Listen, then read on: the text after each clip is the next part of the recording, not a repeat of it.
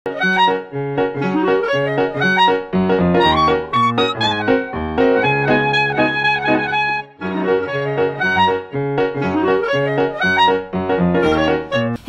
good morning my dear friends and students. I am Sadhna and all of you enjoying mathematics and science with me.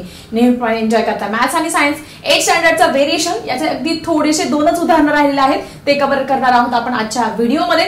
त्या अगोदर जर तुम्ही चॅनलवरती नवीन असेल तर चॅनलला सबस्क्राइब करायला विसरू नका. सो स्टुडंट, तुमच्या प्रॅक्टिस सेट 7.3 मधलं हे आहे थर्ड एक्झाम्पल की जे खूप इम्पॉर्टंट आहे एक्झामसाठी. सगळ्यांनी नीट समजून घ्या. 120 bags of half liter milk can be filled by a machine within 3 minutes. आपल्याला दुधाच्या अर्धा लिटरच्या 120 बॅग ऑफ हाफ लिटर त्यांनी काय दिले, दुधाच्या अर्ध्या लिटरच्या जे पिशव्या आहे जर आपण मशीनने ते भरायला गेलो तर 120 ज्या बॅग आहे ते 3 मिनिट्स मध्ये फिल होतात असं त्यांनी दिलेलं आहे.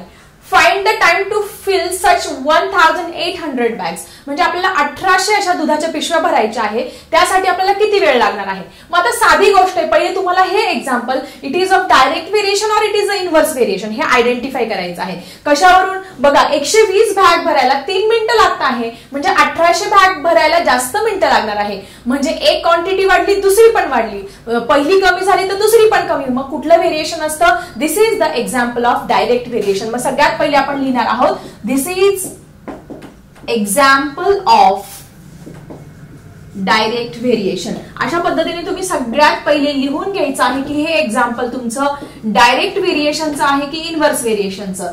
हे खूप इम्पॉर्टंट आहे. मग आता आपण बॅग्सला काहीतरी A to Z मधला कुठला तरी अल्फाबेट्स आणि त्याच्या मिनिट आहे ते मिनिट टी दाखवूया. ठीक आहे. So let the number of bags, number of bags आहे म्हणून आपण बी मानूया, is B.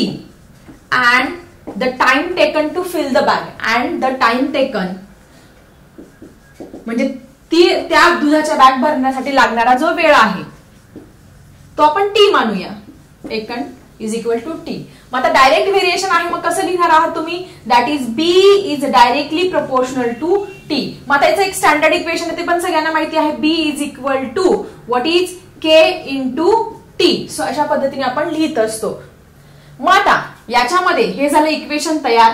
K is called as the constant of the variation, constant or proportionality constant सुद्धा म्हणत असतो.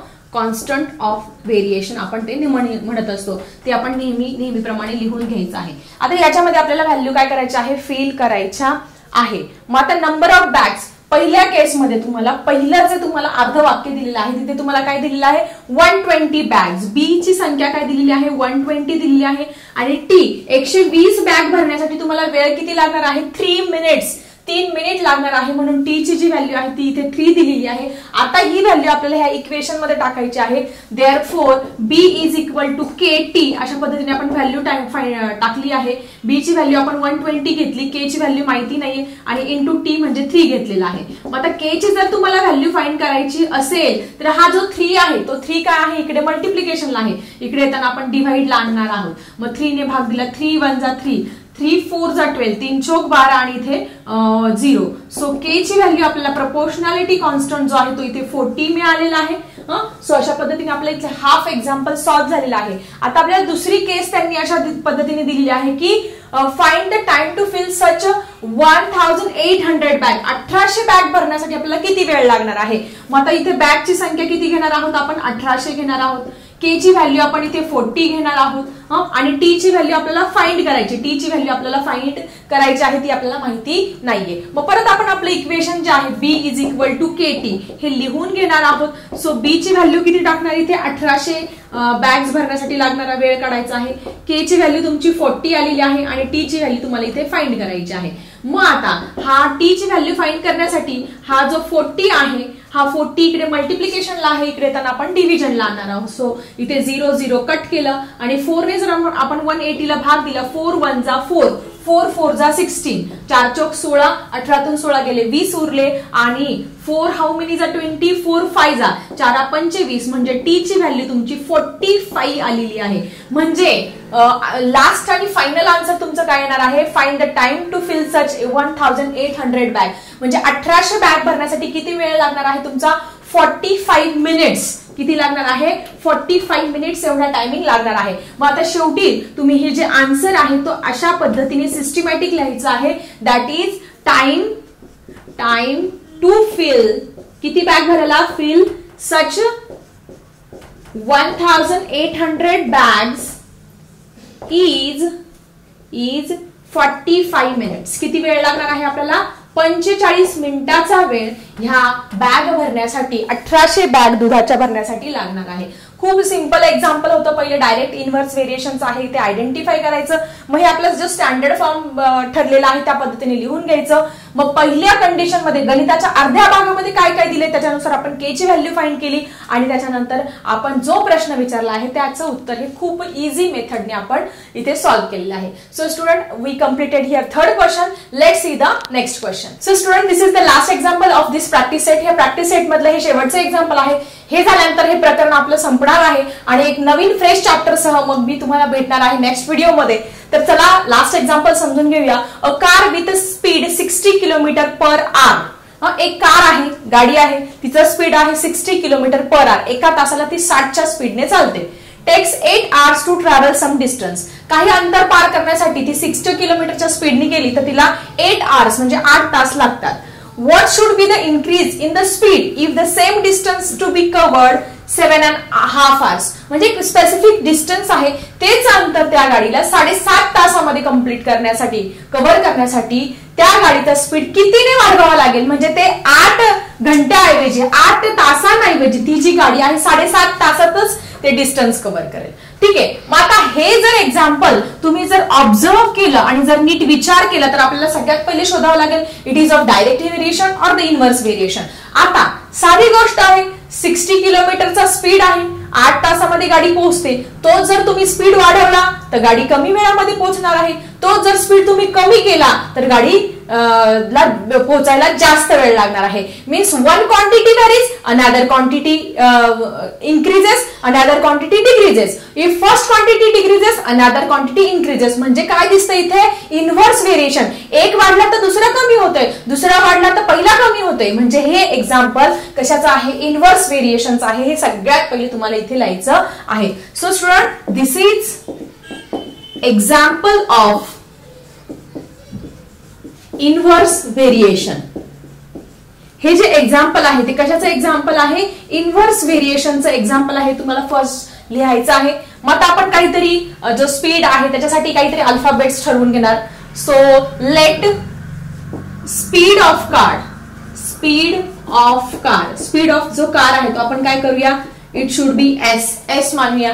And the time taken, and time taken, time taken म्हणजे जो वेळ आहे तो आपण काय करूया, टी मानूया. आणि मग इनव्हर्स प्रपोर्शन, आपण इनव्हर्स व्हेरिएशन कशा पद्धतीने लिहित असतो, that is S is inversely proportional to T, अशा पद्धतीने लिहित असतो. डायरेक्टली प्रपोर्शनलचं मी अगोदर एक्झाम्पल सांगितलं आहे. आणि हे पुढे S is equal to K into 1 T, किंवा मग याचं काय होत असतं, के वन जा के झाल्यानंतर के अपॉन टी हे होत असतं. मग आता नवीन इक्वेशन काय तयार झालं, S is equal to K upon T, हे आपलं इक्वेशन इथे तयार झालेलं आहे. Where K is called as the constant of variation. K is what, constant of variation. K काय आहे तुमचा, कॉन्स्टंट ऑफ व्हेरिएशन आहे. हे स्टँडर्ड ठरलेलं आहे, आपल्याला हे लिहावंच लागणार आहे प्रत्येक एक्झाम्पल मध्ये. काय कुठल्या ह्या ज्या गोष्टी दिलेल्या आहेत त्याच्यासाठी एखादा अल्फाबेट मानून घ्यायचं आणि मग डायरेक्ट व्हेरिएशन असेल तर डायरेक्ट व्हेरिएशनचं इक्वेशन लिहायचं, इनव्हर्स व्हेरिएशन असेल तर इनव्हर्स व्हेरिएशनचं अशा पद्धतीने इक्वेशन लिहायचं आहे. आता या इक्वेशन मध्ये तुम्हाला काय करायचं, सगळ्या ज्या व्हॅल्यूज आहेत त्या व्हॅल्यूज फिल करायच्या आहे. मग आता पहिले आपण हाफ एक्झाम्पल रीड करूया. त्याच्यामध्ये व्हॅल्यूज काय दिलेल्या आहे, car with a speed 60 kilometre per hour. म्हणजे इथे स्पीड जो आहे तो किती दिलेला आहे आपल्याला, 60 दिलेला आहे. To travel some distance it required 8 hours. म्हणजे टी पण दिला आहे, टी किती आहे तुमचा 8 आहे. So we write down the example first. What is our equation, S is equal to K upon T. याच्यामध्ये आपण काय करूया, पहिले व्हॅल्यू फिल करूया. एस ची व्हॅल्यू 60 टाकली, के ची माहिती नाहीये, टी ची व्हॅल्यू आपण 8 टाकली. मग आता तुम्ही काय करणार आहात, के ची व्हॅल्यू फाइंड करण्यासाठी हा जो 8 आहे इकडे काय आहे, डिवाइडला आहे, छेदस्थानी म्हणजे डिवाइडला आहे. तो इकडे जाताना मल्टिप्लिकेशनला होणार आहे. सो व्हॉट इज व्हॅल्यू, 8 6 48, 8 6 48 होणार आहे. के ची व्हॅल्यू आपल्याला अशा पद्धतीने इथे मिळालेली आहे. ठीक आहे, आता आपण बघूया second condition. Second half example आपण याच्यावरून सॉल्व्ह करणार आहोत. काय सांगितलं त्यांनी, what should be the increase in the speed if the same distance to be covered in 7.5 hours. आता आपल्याला सेम जे डिस्टन्स आहे ते 7.5 तासामध्ये, फक्त जो टी दिलेला आहे तो टी काय आहे तुमचा 7.5. मग आता 7.5 आपण हाफ अशा पद्धतीने 7.5 सुद्धा लिहून घेऊ शकतो. ठीक आहे, के ची व्हॅल्यू तुम्हाला माहिती आहे. के ची व्हॅल्यू किती आलेली आहे आपली 480 आलेली आहे. मग आपण परत हे इक्वेशन लिहून घेऊया आणि ह्या इक्वेशन मध्ये व्हॅल्यू टाकूया. So S is equal to K upon T. So S is equal to K ची व्हॅल्यू आलेली आहे 480 आणि टी ची व्हॅल्यू आहे 7.5. मग आता हे कॅल्क्युलेशन सोपं जाण्यासाठी तुम्ही असं पण करू शकता की एस इज इक्वल टू 480, मग 7.5 ऐवजी तुम्ही 75 अपॉन 10 पण लिहू शकतात. आणि याचं जर कन्व्हर्जन केलं तर 480 हा वरती इन्व्हर्स करतो, आपण उलट करत असतो. तो 10 वरती नेला, 75 खाली आणला. खाली आणल्यानंतर आपण याला डायरेक्टली 5 ने भाग देऊया. 5 1 जा 5, 75 ला 5 ने भाग जातो, 5 1 5 उरले 2, 5 5 जा 25 आला. इथे पण 5 ने भाग देऊया. 5 9 जा 45, 5 9 45, 48 मधून 45 गेले तुमचे 3. हा भागाकार मनातल्या मनात सगळ्यांना जमला पाहिजे. नाही आला तर तुम्ही अशा पद्धतीने भागाकार सुद्धा करू शकतात. ठीक आहे, सो 5 9 जा 45 उरले 3 आणि 5 6 30. ओके, सो अशा पद्धतीने त्यानंतर परत आपण याला भाग देणार आहोत. कशाने याला भाग देणार आहोत आपण 3 ने. 3 5 जा 15, 3 3 जा 9 आणि 3 2 जा 6 आलेलं आहे. मग इथे काय आलं आपलं S is equal to 32 into 10 upon 5 अशा पद्धतीने आलेलं आहे. मग आता 5 ने परत त्याला भाग देऊया. 5 1 जा 5, 5 2 जा 10 आलेलं आहे. मग 32 into 2 is equal to what, 32 into 2 64.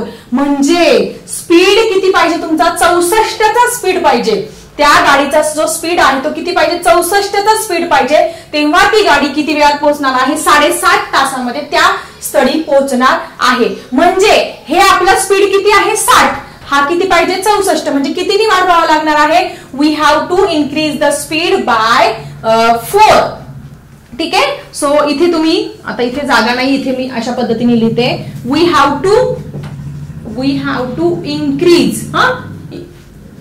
we should be the we have to increase the speed जो आहे तो कशा पद्धतीने 64 minus 60 is equal to 4 kilometre.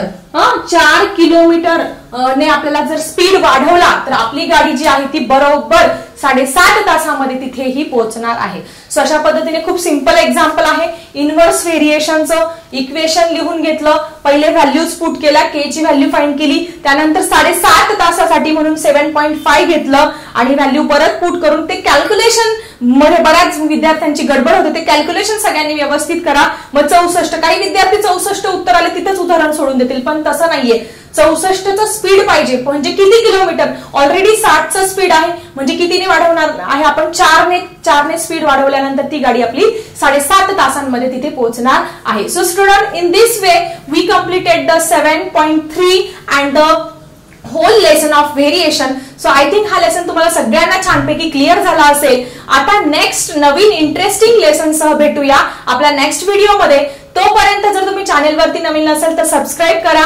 Video आवडत असेल तर नक्की लाईक करून उत्साह वाढवा. चला भेटूया पुढच्या व्हिडिओमध्ये. आता मी थांबते. Bye everyone.